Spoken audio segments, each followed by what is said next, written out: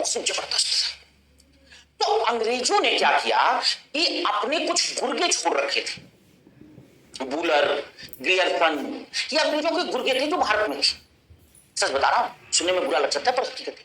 अंग्रेजों ने अपने कुछ गुर्गे छोड़ रखे थे भारत में, और इन गुर्गों का काम क्या था? इन गुर्गों का काम था कि घूम घूम के ये उस पहले तो इनको वो भाषा पढ़ाई जाती थी, हिंदी, संस्कृत, के ट्रेंड आदमी थे ये। अब इनका काम था कि भारत की अलग अलग लाइब्रेरी, अलग अलग पुस्तकालयों में घूमना, इसी का इनको पैसा मिलता था। वहां जाकर के तमाम किताबों को देखना और देख करके जो इनके काम की लगे, जिससे इनके यहाँ औद्योगिक क्रांति को बढ़ावा मिल सके, जिससे इनके यहाँ विज्ञान को बढ़ावा मिल सके, ऐसी पुस्तकों को लेकर के और उसका ट्रांसलेट करना और उसे सीधा इंग्लैंड पास कर देना है। नुकसान तो बहुत किया इन्होंने, न मालूम भारत से कितनी किताबें उठा ले गए ये। वो किताबें होती तो शायद आज ये भी संभव था कि हमारा इतिहास कुछ और होता, हम विज्ञान में कुछ और भी होते, जो भी था। लेकिन सबसे बड़ी बात यह है कि अगर सच पूछा जाए तो हमारे साहित्य को सबसे ज्यादा, हमारे इन द सेंस कि जो भारत का प्राचीन साहित्य, हम सब जितने भी भारतीय हैं, हम सब का जो प्राचीन साहित्य था, उन सब प्राचीन साहित्य को सर्वाधिक नुकसान पहुंचाया मुसलमानों। देखिए ना, मैं ये किसी जाति या धर्म से परे होकर मैं बात कर रहा हूँ, साहित्य की दृष्टि से। एक्चुअली जब कई बार मुसलमान जो है मतलब आक्रमण हुए भारत पर, तो तमाम नालंदा, तक्षशिला जैसी लाइब्रेरियां जिनमें कई कई लाख पुस्तकें रखी थी, उनको जला दिया गया और कई दिन तक वो लाइब्रेरियां चलती रही, इतनी पुस्तकें। तो वास्तव में जो है हमारे यहाँ तो विज्ञान इतना बढ़ते आगे था यार शुरुआती दौर में कि हमने काम सूत्र तक पे साइंस सीखा। वात्स्यायन का काम सूत्र क्या है? वो एक वैज्ञानिक पुस्तक है। वात्स्यायन अपने समय के बड़े साहित्यकार थे, वो कोई छिछोरे साहित्यकार नहीं थे, और तत्कालीन हर साहित्यकार ने उनकी पुस्तक की प्रशंसा की कि वास्तव में कामाध्यात्म को इतने वैज्ञानिक दृष्टिकोण से आज तक किसी ने नहीं देखा था जैसा वात्स्यायन जी ने देखा। तो कहने का मतलब है जो भी था, चलिए जानने दीजिए। तो ग्रियर्सन जो थे ये अंग्रेजी गुर्गे थे। अच्छा, इन अंग्रेजों ने एक नाटक और किया था। इन्होंने जगह जगह पर जो है अपनी कई सोसाइटी बनाई थी, जैसे एशियाटिक सोसाइटी ऑफ बंगाल, इस तरह से। तो कुछ सोसाइटी सभा स्थापित की थी, जिनको ये कहते थे कि हम यहां से पुस्तकें प्रकाशित कराएंगे, हम आपके साहित्य का विकास कर रहे हैं, हम आपके साहित्य को आपके सामने ला रहे हैं, और हकीकत था प्रकाशित कराने भूल जाते। तो एक दिखावा किया था इन्होंने, एक नाटक बनाया था सोसाइटीज का। तो ग्रियर्सन इन्हीं का एक ऐसा गुर्गा था जो एशियाटिक सोसाइटी ऑफ बंगाल के लिए काम करता था। आप जानते होंगे, जब मैंने आपको आगे चर्चा होगी तो मैं आपको बताऊंगा कि जब पृथ्वीराज रासो आता है तो एक इतिहासकार, अंग्रेज इतिहासकार बुलर, वो सबसे पहले बुलर जो है कहते हैं पृथ्वीराज रासो एक जाली ग्रंथ है, फर्जी ग्रंथ है। क्यों कहते हैं? क्योंकि उनको कश्मीर में जयानत भट्ट की एक रचना मिली, पृथ्वीराज विजय, और उन्होंने उस ग्रंथ के आधार पर पृथ्वीराज रासो को फर्जी बताया। लेकिन प्रश्न ये उठता है कि बुलर कश्मीर करने क्या गए थे? तो यही काम करने गए थे। उनको पता था कि कश्मीर भी साहित्य का घर रह चुका है, तो कश्मीर में साहित्य खोजने गए थे, विज्ञान खोजने गए थे कश्मीर में, और उसी समय वो किताब उनके हाथ लग गई संयोग से। तो इनका काम ही यही था, अलग अलग जगहों पे भ्रमण करना, घूमना, लाइब्रेरियों से तमाम पुस्तकें देखना, पढ़ना, और जो अंग्रेजों के काम की हैं उनको जो है ट्रांसलेट करके इंग्लैंड भेज देना। और इसके लिए इन्होंने तमाम सोसाइटीज की स्थापना की थी, क्योंकि इनको कंपनी उस सोसाइटी के नाम पे पैसा देती थी और उसी से इनकी रोजी रोटी। तो उसी में से थे ग्रियर्सन। पर ग्रियर्सन ने एक काम किया, हिंदी के इतिहास को लिखने की एक बहुत ही बढ़िया परंपरा। ठीक, तो आइए देखते हैं ग्रियर्सन महोदय वास्तविक अर्थों में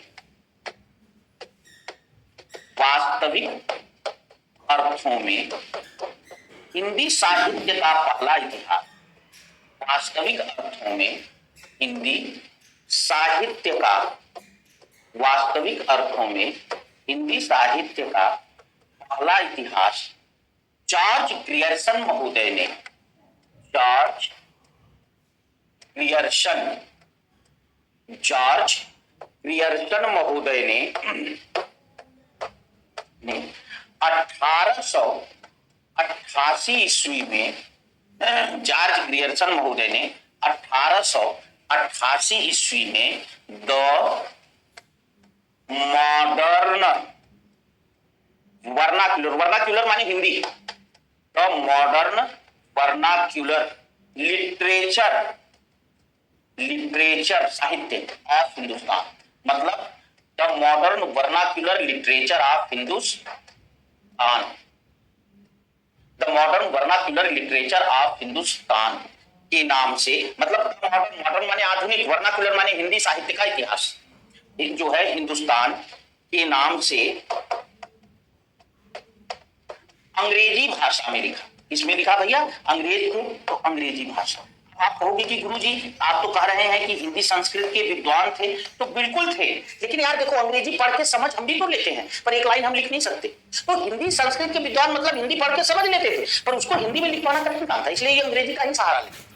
ठीक है, तो इतिहास, वास्तविक अर्थों में हिंदी साहित्य का पहला इतिहास जॉर्ज ग्रियर्सन महोदय ने 1888 ईस्वी में the modern vernacular literature of Hindustan के नाम से अंग्रेजी भाषा में लिखा। अब आप कहोगे कि गुरुजी फिर यहाँ पहला इतिहास आ गया, अब कैसे, इसका क्या वास्तविक अर्थों में पहला इतिहास, इसका क्या मतलब है? तो चलिए मैं आपको इस चीज को जो है बताऊंगा, ठीक है। अच्छा, लेकिन पहले एक चीज और ध्यान दीजिएगा, यह इतिहास ग्रंथ, यह इतिहास ग्रंथ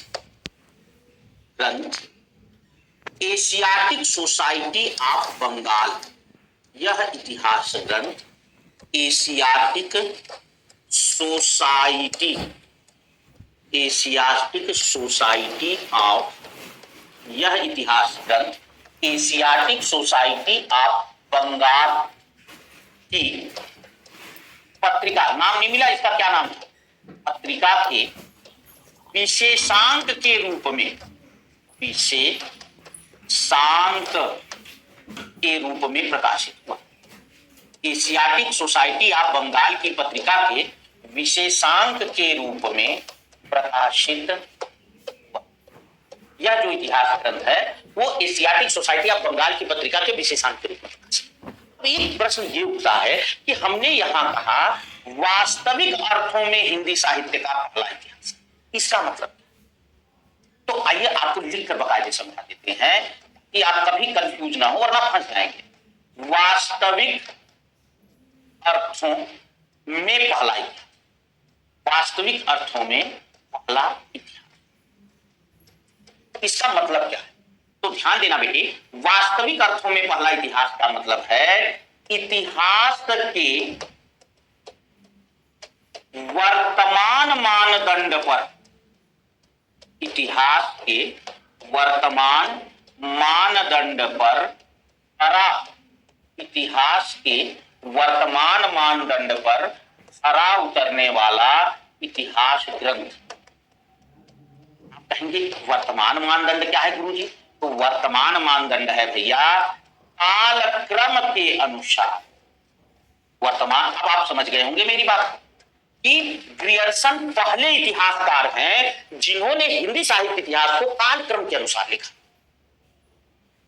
व्यवस्थित लिखा। ये नहीं कि कबीर के साथ कुंवर नारायण को लिख दिया, पहले संपूर्ण हिंदी साहित्य इतिहास को 11 भागों में इन्होंने बांटा और फिर एक एक भाग का बिल्कुल व्यवस्थित, इसीलिए इसे वास्तविक अर्थों में। तो अब आपका पहला इतिहास से 3 प्रश्न बना। क्या बना? सबसे पहला इतिहास किसने लिखा? गारसा दत्तासी ने। हिंदी भाषा में पहला इतिहास किसने लिखा? शिव सिंह सेंगर ने। वास्तविक अर्थों में पहला इतिहास किसने लिखा? जॉर्ज ग्रियर्सन ने। तो पहला इतिहास से 3 क्वेश्चन बना, नोट कर लेना ये तीनों कहीं ना, मैं यहां नोट कर दे रहा हूं फिर मिटा दूंगा। देखिए मैंने क्या कहा, पहला इतिहास से 3 क्वेश्चन बना। क्या पहला इतिहास किसने लिखा? पहला इतिहास किसने लिखा? नंबर 2, हिंदी में पहला इतिहास किसने लिखा? हिंदी में पहला इतिहास किसने लिखा? नंबर 3, वास्तविक अर्थों में हिंदी का पहला इतिहास किसने लिखा? वास्तविक अर्थों में हिंदी का पहला इतिहास किसने लिखा? देखिए, ये पहला इतिहास को लेकर के आपके 3 क्वेश्चन बनेंगे। तो मैं यहां जो है इसको ध्यान रखिएगा, इसको आप नोट करो तीनों, क्योंकि मैं इसे मिला दूंगा। तो ये तीनों 3 प्रश्न बन गए। पहला इतिहास किसने लिखा? सबसे पहला इतिहास हिंदी का पहला इतिहास, हिंदी में किसने पहला इतिहास लिखा? और वास्तविक अर्थ। ठीक है, चलिए अब ये देख लिया आपने वास्तविक अर्थों में पहला इतिहास का मतलब। अब आइए ग्रियर्सन की अन्य बातें कर लेते हैं। एक बात और ध्यान रखें, क्या कि वास्तविक अर्थों में तो पहला इतिहास था ही इनका, ग्रियर्सन का। सर मोस्ट इंपॉर्टेंट ये भी है, सर्वप्रथम काल विभाजन, सर्वप्रथम काल विभाजन एवं नामकरण का प्रयास, सर्वप्रथम काल विभाजन एवं नामकरण का, सर्वप्रथम काल विभाजन एवं नामकरण का प्रयास ग्रियर्सन महोदय ने किया। किसने किया? सर्वप्रथम काल विभाजन एवं नामकरण का प्रयास ग्रियर्सन महोदय ने किया। ग्रियर्सन ने ही सबसे पहले, तभी तो वास्तविक अर्थ में बना भाई, पहले सबको काल विभाजन किया, फिर उसका नामकरण किया और व्यवस्थित लिखा। तो काल विभाजन और नामकरण। चलिए आगे चलते हैं, 1-2 पॉइंट और रह गया है बस। ग्रियर्सन महोदय ने, ग्रियर्सन महोदय ने हिंदी साहित्य इतिहास को, जहां तक था इनके साथ, हिंदी साहित्य अपने इतिहास ग्रंथ में, जॉर्ज ग्रियर्सन ने अपने इतिहास ग्रंथ में संपूर्ण हिंदी साहित्य इतिहास को, संपूर्ण हिंदी साहित्य इतिहास को 11 भागों में, ध्यान रखना मोस्ट इंपॉर्टेंट है, संपूर्ण हिंदी साहित्य इतिहास को 11 भागों में विभाजित किया। संपूर्ण हिंदी साहित्य इतिहास को 11 भागों में विभाजित और उन्हें अलग अलग नाम दिया, और उन्हें अलग अलग नाम दिया। एक काम तो ग्रियर्सन ने किया। दूसरा, ग्रियर्सन महोदय ने,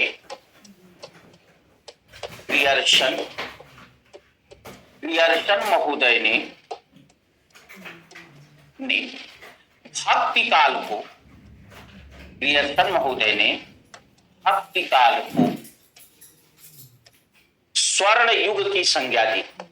ग्रियर्सन महोदय ने भक्ति काल को स्वर्ण युग की संज्ञा दी। इन्होंने जो है गोल्डन एज ऑफ इंडिया का, मैं जब पढ़ाऊंगा भक्ति काल तो ये चीज बताऊंगा। अगला एक पॉइंट और ध्यान देना, एक पॉइंट छूट गया था पीछे, मुझे अभी एक याद आया, मैं आगे इस चीज का दोनों का नोट करवा दे रहा हूं आपको, लिख लेना। ग्रियर्सन महोदय के इतिहास ग्रंथ का, ग्रियर्सन महोदय के इतिहास ग्रंथ का, ग्रियर्सन महोदय के इतिहास ग्रंथ का हिंदी अनुवाद, हिंदी, ग्रियर्सन महोदय के इतिहास ग्रंथ का हिंदी अनुवाद, इसका इनका किशोरीलाल गुप्त ने 1957 ईस्वी में किया। अनुवाद किसने किया? किशोरीलाल गुप्त, किशोरीलाल गुप्त महोदय ने, किशोरीलाल गुप्त महोदय ने 1957 ईस्वी में इस नाम से किया, हिंदी साहित्य का पहला इतिहास, हिंदी साहित्य का पहला इतिहास, हिंदी साहित्य का पहला इतिहास, हिंदी साहित्य का पहला इतिहास के नाम से किया। हिंदी साहित्य का पहला इतिहास के नाम से। अच्छा, अब एक बात और ध्यान रखना, एक छूट गया था पीछे, मैं ये भी बता दूं बेटे आपको कि गारसा दतासी के इतिहास ग्रंथ का हिंदी अनुवाद, ये वहां आप नोट कर लेना, जब नोट बनाना तो गारसा दतासी कर लेना। गारसा दतासी के, या एक अगर यहाँ रखोगे तो एक फायदा रहेगा, दोनों एक साथ रहेंगे, याद हो जाएगा, कभी कंफ्यूजन नहीं होगा। गारसा दतासी के हिंदी साहित्य का इतिहास, हिंदी गारसा दतासी के इतिहास ग्रंथ का हिंदी अनुवाद, गारसा दतासी के इतिहास ग्रंथ का हिंदी अनुवाद, गारसा दतासी के इतिहास ग्रंथ का हिंदी अनुवाद लक्ष्मी सागर वारसड़े, किसने किया? लक्ष्मी सागर वारसड़े, लक्ष्मी सागर वारसड़े महोदय ने 1952, लक्ष्मी सागर वारसड़े महोदय, लक्ष्मी सागर वारसड़े महोदय ने 1952 ईस्वी में 1952 ईस्वी में हिंदुस्तानी साहित्य का प्रथम इतिहास, देखिए ये है हिंदी साहित्य का पहला इतिहास, वो है हिंदुस्तानी साहित्य का प्रथम इतिहास। हिंदुस्तानी साहित्य का, हिंदुस्तानी साहित्य का प्रथम इतिहास, हिंदुस्तानी साहित्य का प्रथम इतिहास के नाम से किया, हिंदुस्तानी साहित्य का प्रथम इतिहास के नाम से। तो बस आज के लिए इतना ही, फिर कल मिलेंगे, इसके आगे बात करेंगे, आचार्य रामचंद्र शुक्ल जी की चर्चा करेंगे और तमाम इतिहास का